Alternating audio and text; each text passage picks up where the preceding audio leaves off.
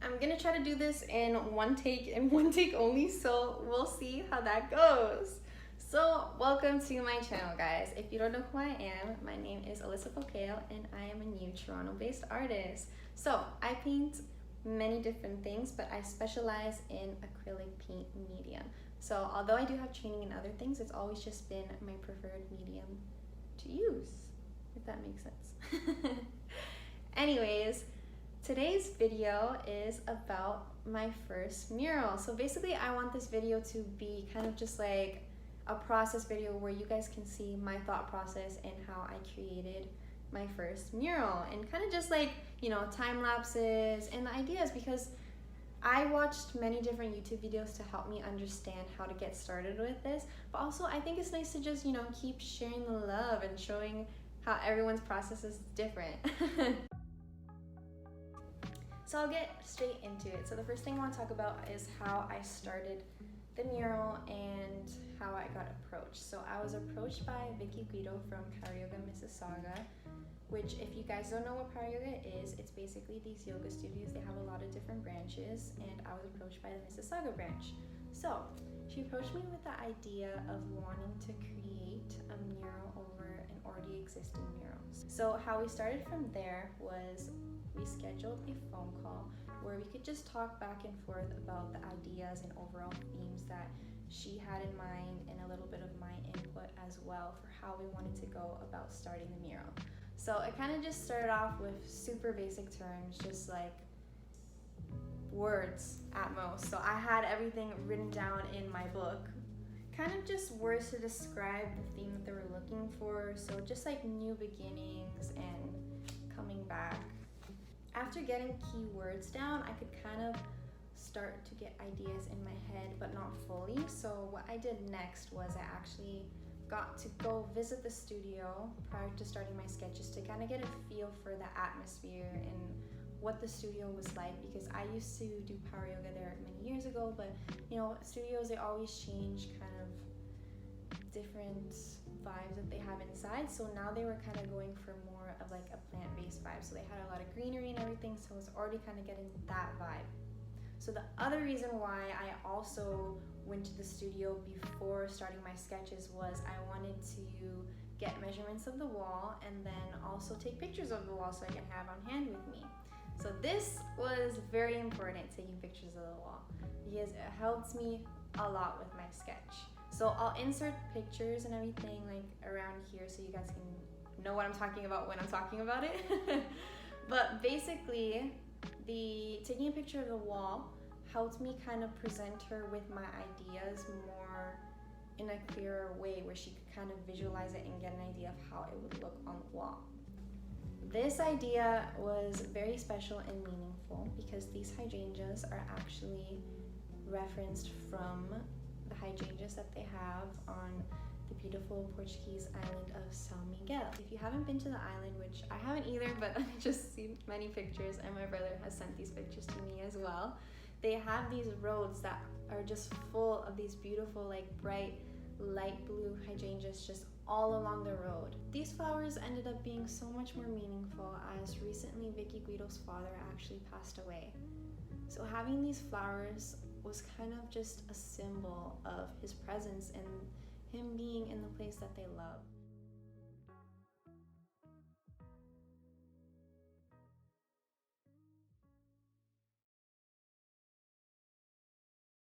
So day one took me about 2 hours, and this was the first day that I came to the studio to actually start creating the design on the wall. So basically I started off by grabbing a piece of charcoal and drawing out the main shapes of my design.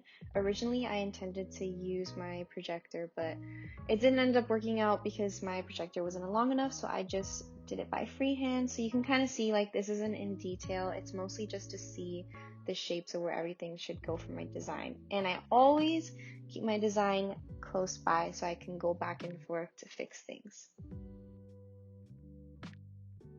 The next thing I did was grab some white gesso to block out the shapes that I just drew on with the charcoal, as you can see. And yes, I'm standing on a bench. This was before I got the ladder, so you know, sometimes we gotta make do with what we have. But basically, the gesso acts as primer for before painting onto the wall, and it kind of just lets me know, if it's easier to see if there's anything I need to change, like shape-wise, moving things, etc. And it's day 2, so this took me approximately 6 hours. So I started off by just kind of setting up my station. So I have my brushes, my laptop open with the reference of the hydrangeas. I have some garbage bags just laid down on the floor for paint spills, and I have my main colors set aside so I can start painting. So everyone paints in a different way. I personally like to do color blocks of the main color of what I'm painting. So I'm basically just doing a flat wash of green over all the leaf shapes before I actually move on and start doing detail.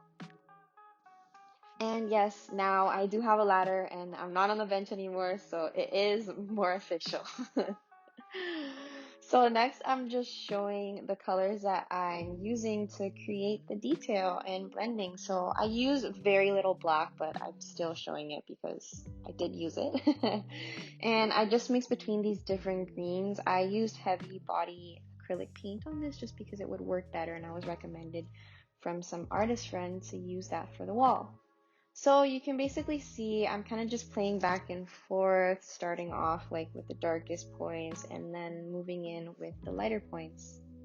And throughout the whole mural process, I stuck to using only 3 main brushes. I used a flat, bigger brush, then a small, rounder one, and then a really small one for the fine details and lines on the leaves. So you can see here, I used a lot of different greens. It basically came from just mixing. I never use a flat color, only when I'm doing my color blocking section, but all of this just came from mixing. So it takes a lot of looking back and forth at your reference. And there's also a really good book on mixing acrylic paints and oil paints that I'll link down below so you guys can see as well. So here you can kind of just see the lines and everything. I'm going to clean up everything at the end, but you can see all the ones that I didn't get through. And there's me. Moving on to day 3. So day 3 took me about 5 hours. So walking into the studio, you could kind of see how many leaves I got done. I got through about a quarter of the leaves, and you can see the detail that I added on these ones, and then the rest are just color block. And yes, right there, I did drop my phone on my face because I'm clumsy and I don't pay attention to anything. Anyways, moving on, we're just adding the detail on to the rest of the leaves. So going into this day, I planned on basically just finishing up the detail on all the leaves so I can have that aside and finally start on the color of the hydrangeas. One of the things I wanted to bring up is how I do use black. I did use very little black paint in these leaves, but I like to do it. I don't know, I don't see a problem with using it. I know a lot of artists are against mixing with black, but it helped me achieve what I was looking for, so I don't know. And anyways, you can see all the leaves I finished, so I got through all of them. Luckily, I was here for quite a while that day, but I got a Domino's pizza and I was watching stuff while I paint because I don't paint in silence. I always have to watch something.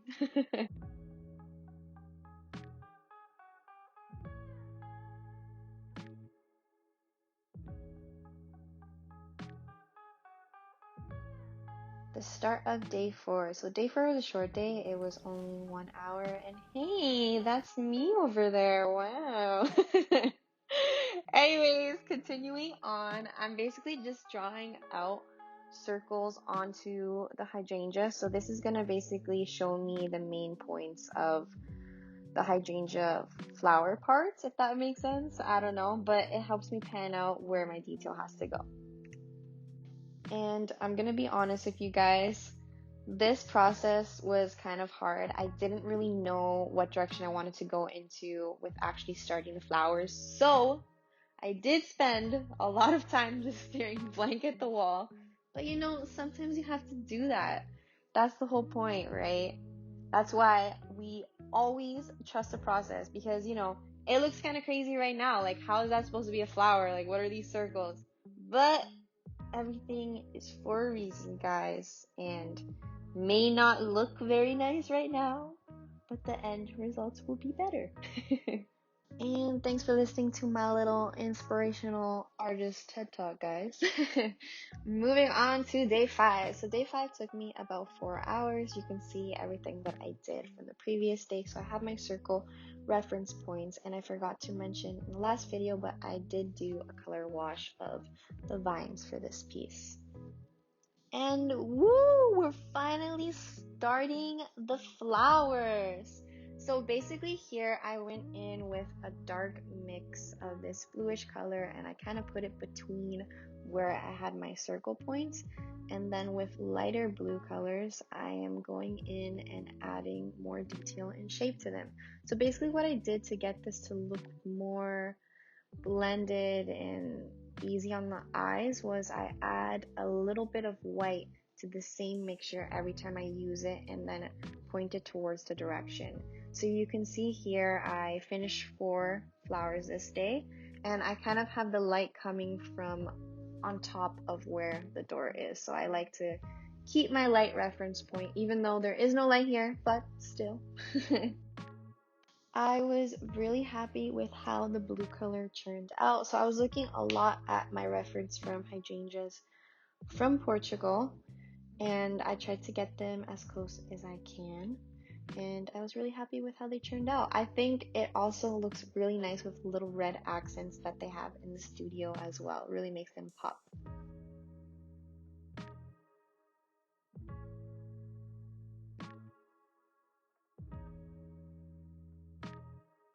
I also added 2 pieces of tape to kind of just remind myself where the light source is coming from. So I have one facing diagonally on the left side and then another one on the right side. So it kind of just reminded me while I was painting that I had to remember that there was a light source.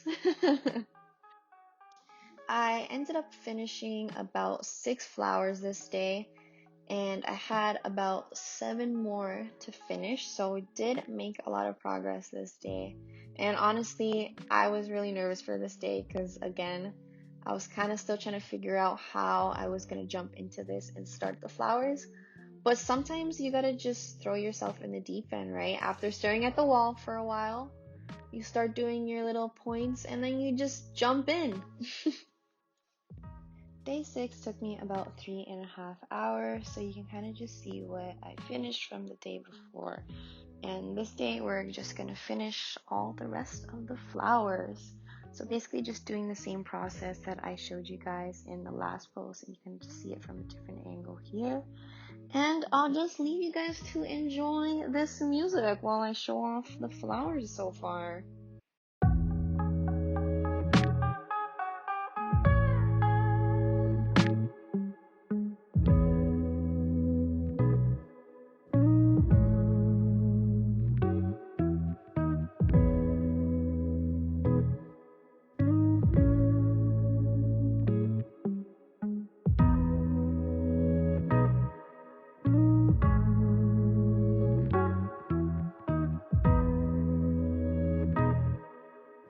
Now I'm just going in with some white paint and highlighting the spots that I want to highlight on the flowers. This is going to make the flowers pop and really look more 3D. So you can kind of see here, makes them look a little bit more realistic and just catches your eye more when you walk by.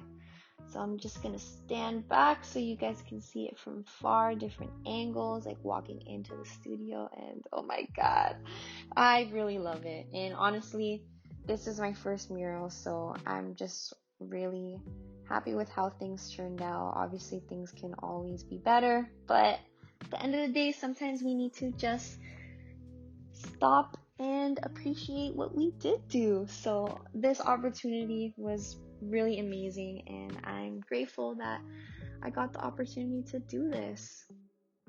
To really clean up the edges and just give it an overall sharper and cleaner look, I ended up using the same color that they used for their wall to just go along the edges of what I painted and over some of the lines that I didn't end up using. So you can see here where the paint is wet, that's where I covered up some spots and cleaned it.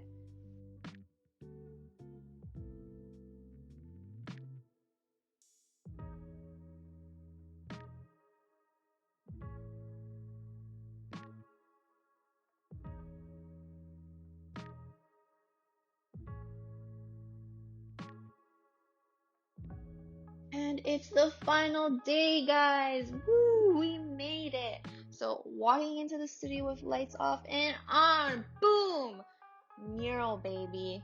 We did that. But honestly, guys, all jokes aside, I am incredibly grateful to have had this opportunity to create this mural that is very meaningful. And honestly, it was really fun. And I learned a lot of new things and a lot of things that I didn't know I could do, and probably some techniques and stuff that I probably won't do again, because that's how it is, guys, right? And last but not least, we can't forget to sign. Sometimes I do. Honestly, I almost did forget to sign this. But luckily I remembered. So I just went in with some white and then some blue tones to kind of match the flowers. Now let's end this video off with a mini slideshow.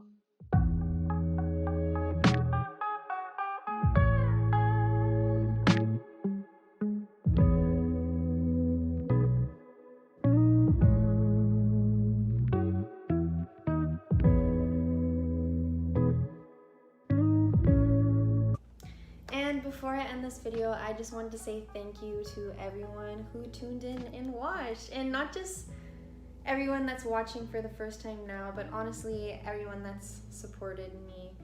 This year has been really crazy, as this is my first year actually starting to pursue my art and my art career. And it's honestly crazy. Being able to have so much support and love from everyone around me has been so unreal. And I'm really grateful.